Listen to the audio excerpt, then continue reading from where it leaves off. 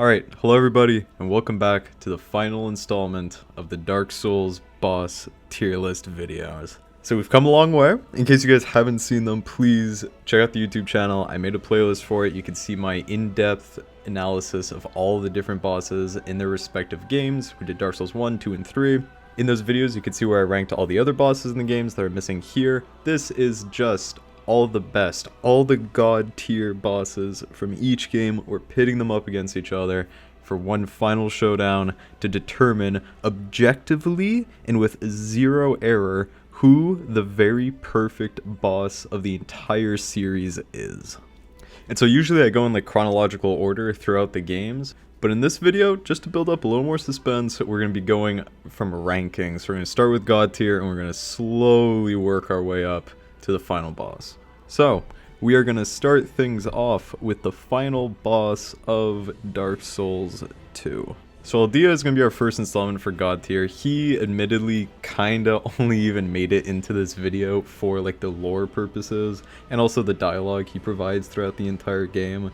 It's an interesting take on a final boss. It kind of like strayed away from the regular Dark Souls format of like this one-on-one humanoid fight, which I actually really appreciated.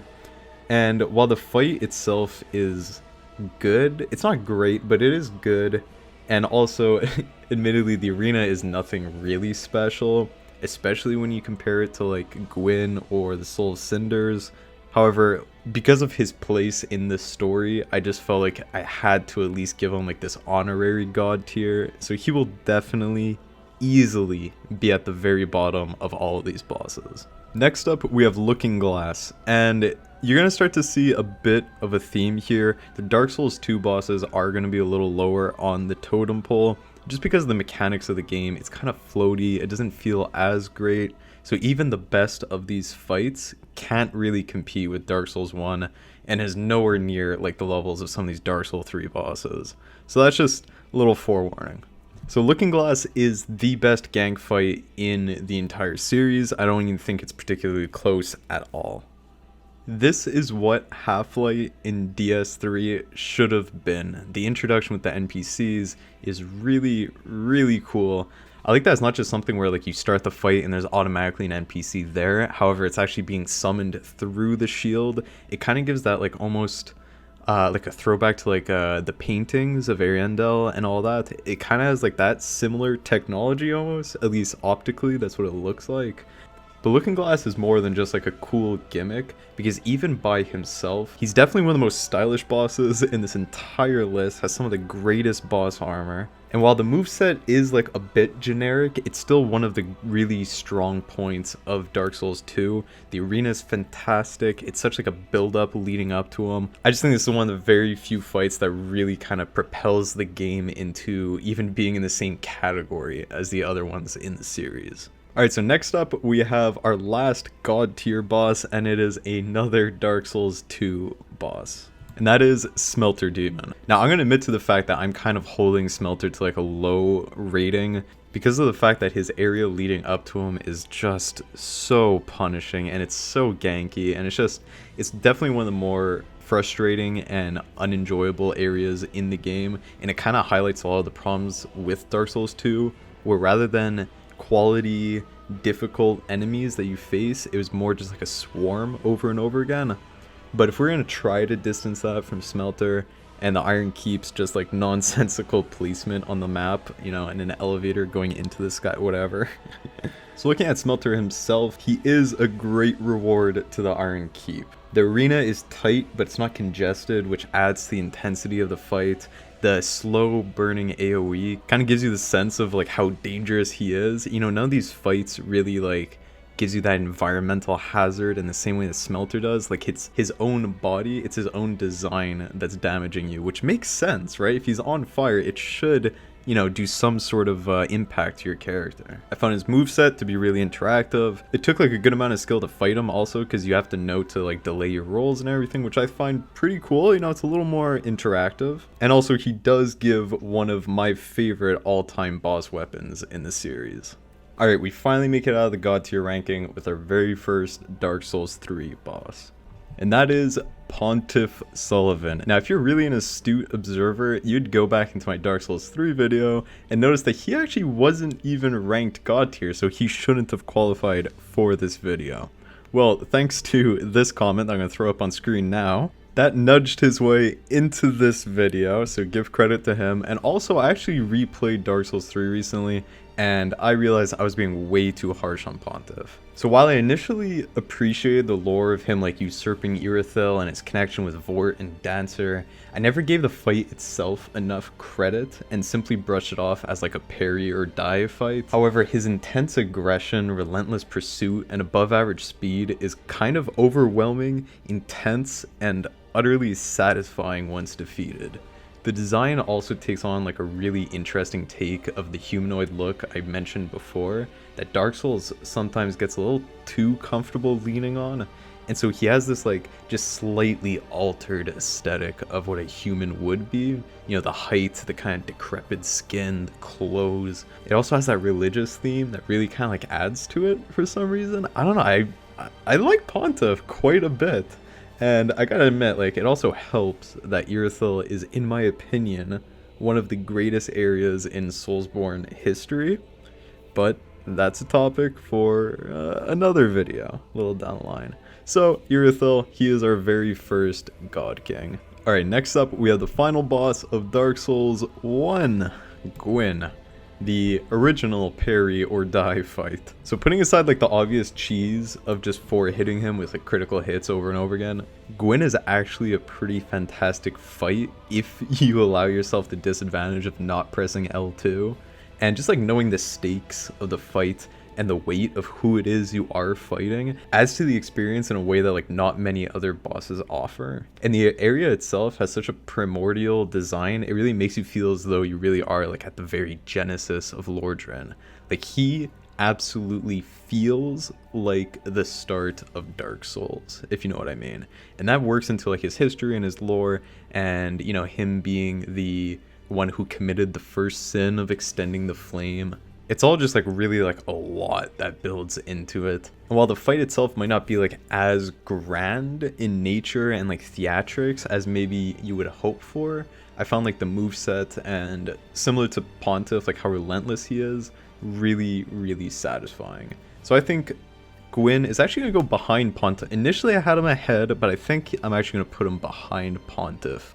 Alright, next up, Ornstein and Smoke. Except every time I have them in a video, it just looks like Smoke because his fat ass takes up the entire square. They're gonna be God Kings right ahead of Pontiff. So I'm actually kind of distancing myself from this take. This is more of an objective take rather than a subjective take. I know many, many people in the community would even rank them higher. Personally, I like them a lot, but they're also notoriously a fight I really, really struggle with. However, them being like the last stand of Anor Londo before you go off to the Lord Souls, and the fact that like it was Gwen who put them there to defend the Lord Vessel, like there really is kind of like a height, like it feels like the climax in the story before the inevitable like last chapter.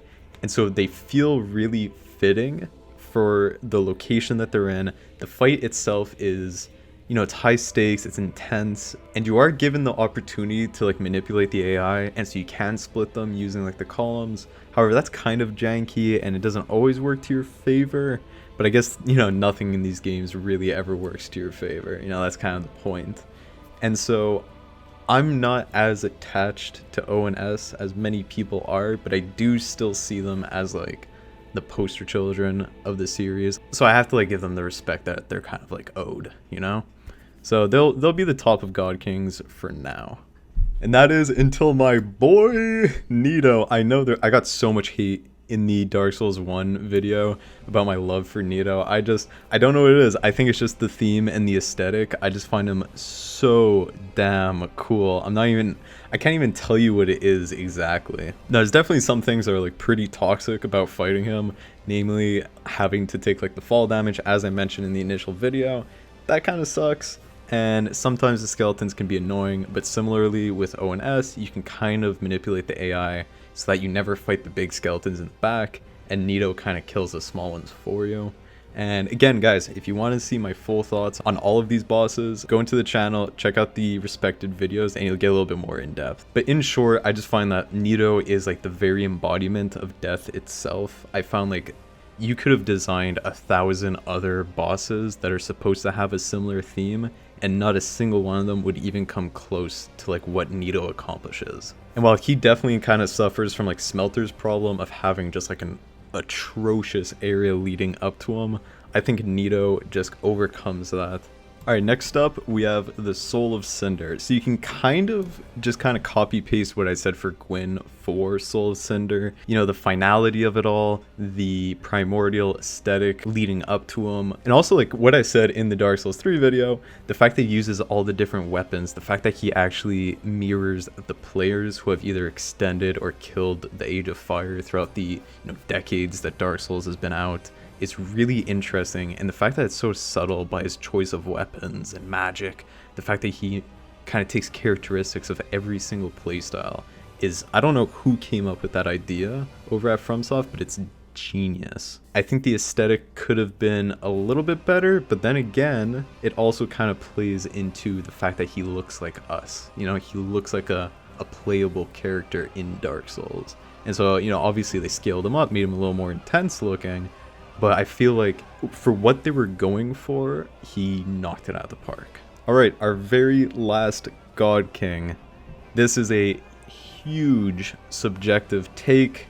I'm putting the Lost Sinner there. So why the Lost Sinner? Again, if you want to hear me gush over her, go to the Dark Souls 2 video, but to keep it brief, I just find the interaction with the arena, the desperate slave knight aesthetic that's only really ever mirrored again by Gale later in DS3, gives you so much empathy, you almost feel bad for progressing in the game and defeating them. No other boss design could possibly work here nearly as well to fit like the crowning jewel of the Lost Bastille. The archaic, broken down prison looks so engraved in the very build of the Sinner that you can't help but feel as though she is the living embodiment of the Bastille itself. I genuinely believe if the Lost Sinner were in Dark Souls 3, with superior graphics, mechanics, feel, budget, and design, she could possibly be one of the greatest bosses, not only in Dark Souls, but in video game history. Now that's a big statement, I know,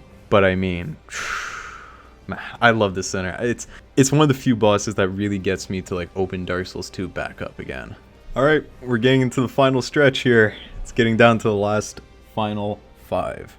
And the very first boss we'll be putting in the Supreme Beings, these titles are getting so ridiculous, in the Supreme Beings tier will be Dancer. So why Dancer the Boreal Valley? So similar to what I said about the Lost Sinner, Dancer is a perfect example of a fight mirroring the theme of the boss. Whereas some enemies throughout the series kind of look like one thing, but then feel like something else and just have like a generic, swing sword moveset, Dancer is anything but. The very way she stalks you and lurks around the arena and swipes at you with her dual blades acts as an extension of her lore. Every movement she takes almost seems to be like a siren, enticing you to get closer. The way she moves, the way she retaliates, the way she interacts. Everything she does seems so intentional that it's not just like a patterned movement that FromSoft coded and then just threw in and let her do some random thing. It's almost as if you're actually playing against someone from FromSoft, that's hard to say, who's actively planning her every movement. Now I know this is like a very vague kind of compliment and it's hard to explain without seeing it or even fighting her, but I'm sure a lot of you who have played this game know exactly what I'm talking about. I love how dark and disturbed her story is, and just all plays together to be one of the top moments in the series. Now anyone who came here from the Dark Souls 3 video is starting to sweat because they know I absolutely gush over Osiris, and they are praying that I am not putting Osiris at the top spot. I can assure you, as much as it hurts to say, he is not the best boss in the entire series. He is, however, the 4th best boss in the entire series. So again, if you want to hear me talk about him for like half an hour, go to the video, it's in the channel. In short, he is absolutely one of my personal favorites. It's just the voice acting, the aesthetic, the very like out there lore and the cool throwback to Seath, the mystery behind Ocelot, whether it's actually a being that kind of has Priscilla's power of invisibility, being a half-breed, or if it's just him who's completely lost his mind. And while admittedly it's not like objectively the best fight, it's definitely something that I not only enjoy getting to do in Dark Souls 3, but I'm actively looking forward to it as I'm fighting all the bosses leading up to it. It's just such a good part of the game. And I get he's like kind of just like Vort, except harder, but man. Oh, the voice lines. Oh, it's so good. It's so good. I'm sorry. It's so good. Alright, and then there were 3. And the third best boss in the entire series, in my opinion, my heart's starting to beat, eh? I'm getting nervous just talking about it. In my opinion, is Artorias. So obviously you can point to like the fact that Artorias has become such an icon in the game that similar to ONS, he just kind of is like deserved this spot. But honestly, it's just like the grandiose nature of the fight that really does it for me. The feeling of not only fighting like a character in the history of Lordran, but rather that you're fighting the history of Lordran itself. You know, the circular nature of Artorias fighting off the Abyss just to become Abyss-ridden. The continuation of the legend with the Abyss Watchers in DS3 who might have gotten snubbed for this video. And how it all mirrors like the never-ending cycle of the core plot of Dark Souls. It's just that circular nature that almost, if you want to go for a bit of a stretch, it kind of bleeds into the very logo, you know, into the dark sign that's branded on the bodies of the chosen undead. That circular flame of never-ending, you know, just human nature is so embodied into Artorias' story and background that it's just, you feel it during the fight. And what a fight that is. The moveset, the theatrics of it all, the aesthetic of not only Artorias but the arena, the Colosseum. It's one of these fights that, just similar to the Lost Sinner and Gale, you feel so much empathy and desperation. It's just, it's such a scrap till the end. And wow. Yeah, Artorias is just, whew, they don't make him like they used to. That's all, they don't make them like they used to. But then there were 2. One that might not be as expected in the Twin Princes, and one that probably everyone expected in Gale. But who takes the runner-up spot and who wins it all? Guess we're gonna have to find out on the next tier list. I'm just kidding, I'm not gonna milk this series any further. I think that it is actually the Twin Princes who are the perfect boss in this series. Ooh, did a little curveball. We're gonna get to them in a second. I just want to build a, I just want the suspense to come to an end. So Gale, why is Gale not the best fight in the entire game? So first of all, Gale just kind of takes everything I've said about all the prior bosses and just kind of brings it to like another level. I think objectively, the actual fighting and the mechanics of the fight, Gale is the best boss in the series. However, this is a personal video, and I am considering more than just the fight itself in these rankings. However, I have to give credit where credit is due. Gale's story is so honorable. His search for the Dark Soul to finally put an end to everything so that they can create a new painting and put like an absolute end to the world and just start over is so honorable. And similarly to the Sinner and Artorias, like I mentioned, you feel so bad for ending that. It's one of the few bosses where you actually feel like the antagonist. And Gale himself, it's just like the finality of it all. It's the great design, great area design, the lore like I mentioned, and aesthetically, he is just the best knight fight. And I've mentioned knight fights a lot in these videos. He is kind of what I've always been referring to. This mano-y-mano desperate grind to the end. He also sports one of the most like diverse but fair move pools in the entire game. And it's just, he is fantastic. And like I said, objectively, he is the best fight in the game. However, he is not the best boss in the game. That goes to the Twin Princes. So why the Twin Princes? This is going to be a controversial take, I already know it. But for me, it's the voice acting. God, I wish FromSoft had more voice acting for these bosses, because every time they do, it's so incredible. It adds so much to a fight. It gives you a better understanding of their motives rather than all these like secondary sources that you find through item descriptions and, you know, other NPCs talking about the bosses. Actually hearing Lothric and Lorien speak to you about their motives, and even just like little quips here and there about how, oh, you know, this is our grave, but you may rest here too, you know, whenever they defeat you. It adds so much. Similar to Osiris, it really elevates the fight to like a whole new level. Apart from the voice acting, it's also the build-up from being in Lothric Castle straight from the beginning of the game and feeling like coming full circle, like, you know, almost like a grand return back to Lothric and taking on the princes. I also found it incredibly interesting how in the lore, they're one of the first enemies in this series that overtly defied their role in the game. And you first hear about this from Emma, who tells you before fighting Dancer, she tells you, she's almost speaking out to Lothric and Lorien, telling them, do what you must, do what you were destined to be a lord. Moving past the lore, however, the fight itself is just so enjoyable. It's one of the most balanced in terms of difficulty and enjoyment. They teeter that line perfectly.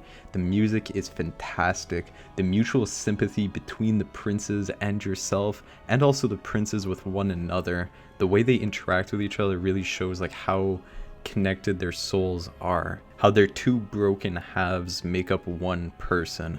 It's just so good. I mean, again, go to the Dark Souls 3 video, see what I'm talking about. I don't want to drag this on for too long. Thank you guys for watching until the end.